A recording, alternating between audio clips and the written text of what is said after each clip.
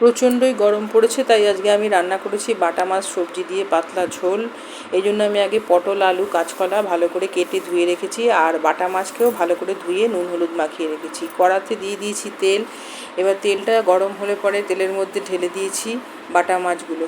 বাটা মাছগুলোকে আমার এপিট আর ওপিট করে খুব ভালোভাবে ভাজতে হবে। যেহেতু আমি তেলটা অল্প দিয়েছি, তাই আমি বাটা মাছ দুটো দুটো করে দিয়েছিলাম।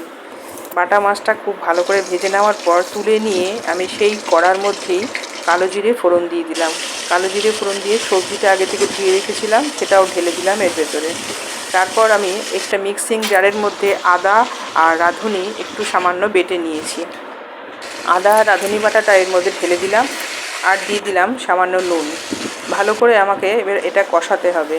এরপর ওই মিক্সিং জারের মধ্যে হলুদ গুঁড়ো আর লঙ্কা গুঁড়ো আর সামান্য জল ঢেলে ভালো করে গুলিয়ে নিয়ে সেই জলটা আমি ওই সবজির মধ্যে ঢেলে দেবো। এইবার এই সমস্ত মশলাকে সবজি দিয়ে এই সবজিগুলোর মধ্যে ভালো করে কষিয়ে নিতে হবে। আর মাছ ভাজাগুলো আমি রেখে দিয়েছি দেখো। এরপর আমি ঢেলে দেবো সামান্য জল। এবার জলটা ঢালার পর আমি ঢাকা দিয়ে রেখেছিলাম। কিছুক্ষণ পর দেখলাম সবজিগুলো সেদ্ধ হয়েছে কিনা।